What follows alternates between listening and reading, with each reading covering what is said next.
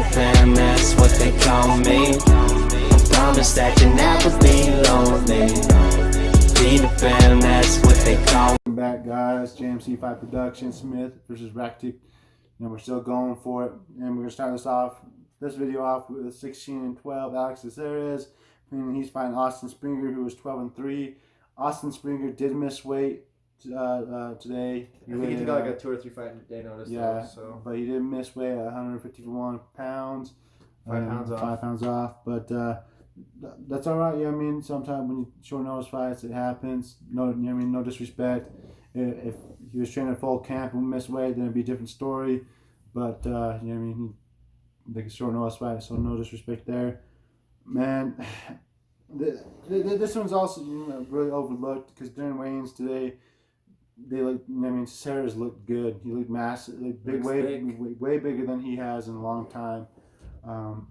But I don't know much about Austin. Austin could surprise us all and take out Alex and make a run for it. But I had to stay safe, and I'm going with Alex. I think his last fight against Chase Hooper, who was a rising star, he's only 19 years old, 20 years old. He's still, he's still a threat. Yeah, he's still a threat. I'm taking him. Alex has only given me 3-2 in his last 5. His only losses, was to that Wang, Guan, and Decron Gracie. So those are definitely, 2 guys that are pretty good. But yeah, I'm taking Alex Caceres. I don't see this fight really, being a high-paced fight, but I do see it being more, really statistical. I see Alex getting the win by decision. I kind of disagree on that one. I think it's going to be a more high-paced fight. I think they're both high-paced fighters, but then again, I could see them pointing each other out. You can see Alex Caceres using his kickboxing, his taekwondo, and using those kicks, using his reach. Then you can see Springer coming in and trying to get the... Springer's got to look for a finish in this fight. Caceres is way veteran. I know that at 16-12, people are like, he's got just as many losses, almost as many losses as he has. It's because he's fought tough competition. He's been there. He looked really good in the tough, in the Ultimate Fighter. And ever since then, he's had his ups and downs. He's on a 2-fight winning streak. And like he said, he's 3-2 in his last 5. Chrome Gracie's an animal. You know what I mean? I can't give nothing away from that guy. He's a legit dude. And then on the other hand, the big thing that sticks out to me in this one is what almost made me take Austin Springer is his big win that he's coming off over Giga Chikadze. And Giga Chikadze is doing really good in the UFC right now, and he finished him. He didn't beat him. He submitted him with a choke. So it's gonna be a good fight. I'm going Alex Caceres, but I think he's gonna finish him. Actually, I think he's gonna choke him out in the 3rd round. He's gonna tap him out. Yeah, and the crazy thing also about this, I just realized, is Alex has 22 fights in the octagon. 22 fights in the octagon, and they're just throwing Austin up big, for his debut. So I don't think they just, wouldn't just throw Springer into it unless they thought he was ready. So, but it is what it is. But let's go on to the, I'm pretty sure it's a welterweight, middleweight matchup. I'm not really sure. I think it's middleweight. Middleweight. You had 23-7 Zach Cummings, who was, very tough and gritty guy. I've always been a fan of him. And he's fighting Alessio Di Cicco, who was 12-4. Joe, start it off, brother. Oh man, this is gonna be a good brawling fight right here. You can't lie. Someone's going to sleep in this one. It's really good. Someone's going to sleep, or it's gonna be a 3-round bloody war. Zach Cummings always comes out gritty. He's 3-2 in his last 5. He's coming off a loss to Omar Akhmedov, but he beat Trevor Giles and Trevor Smith 2 fights before that. I like the shit out of Zach Cummings. He always brings it. Alessio Di Cicco does the same thing. 2 in his last 3 fights, 2-fight losing streak. Where he sticks out to me though is he beat Julian Marquez. Julian Marquez is legit. He gets down. Kevin Holland, you can't really say nothing about that. Kevin Holland's legit. So I'm gonna go Alessio Di Cicco. I think he knocks him out in the 2nd round. I think that he looked really good shape at the weigh-ins, and I think Zach, I know he always looks like he has a dad bod and he's coming out of shape, but 185, I think he's going to feel that power when he's used to competing at 170. Even though those last 2 fights have been at, last 3 fights, Trevor Smith, he's 2-1 at middleweight. We'll see what happens.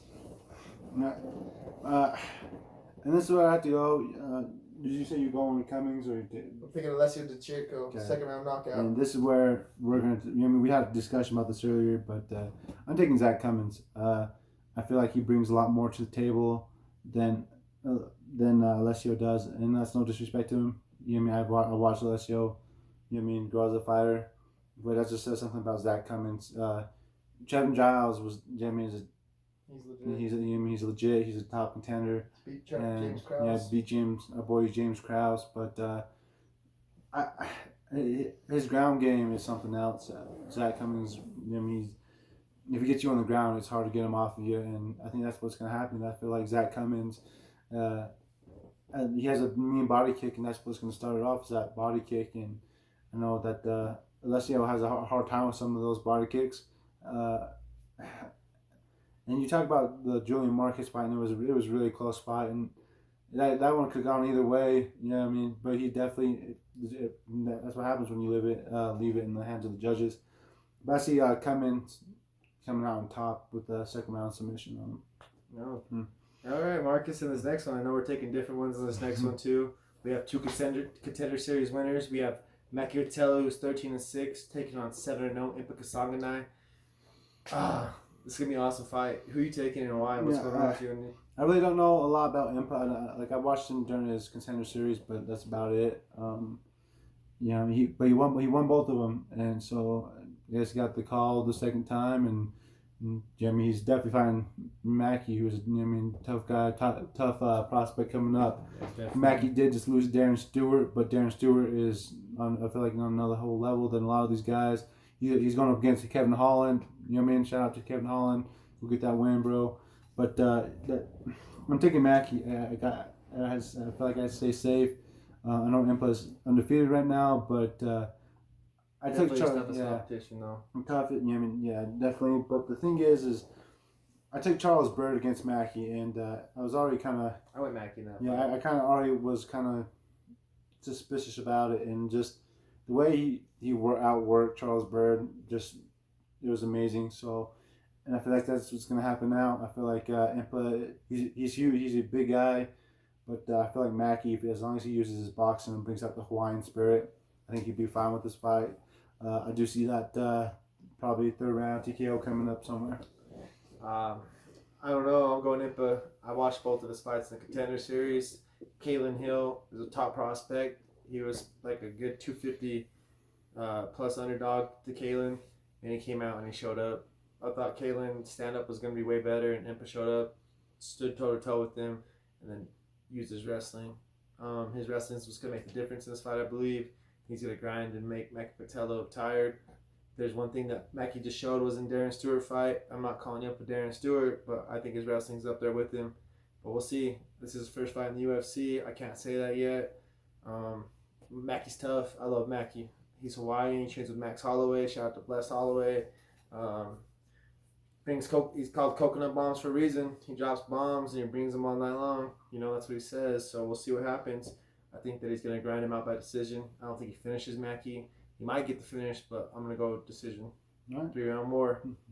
All right, guys, come back. I'm pretty sure we're starting off the main card next video, so please come on, give us a like, subscribe if you already haven't. You guys already should know better than not like and subscribe us, but we'll catch you guys next video. Please come back.